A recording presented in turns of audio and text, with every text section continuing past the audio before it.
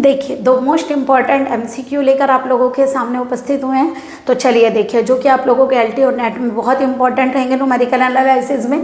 देखिए पहला क्वेश्चन है, third divided difference can be expressed as a quotient of two determinant each of order. देखिए कौन सा डिवाइडेड डिफरेंस दिया हुआ है, कौन सा डिवाइडेड डिफरेंस दिया, third.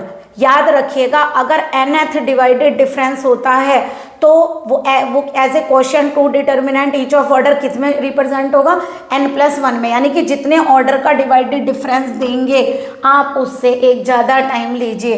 Third order divided difference है 3 में 1 ऐड करिए, कितना आया 4। तो यानी कि जो दो डिटर्मिनेंट लेंगे वो किस ऑर्डर के होंगे, 4 के। जैसे मान लीजिए क्वेश्चन में थर्ड के बजाय आप लोगों को 2 दे देते तो कौन सा होता, 2 + 1 3।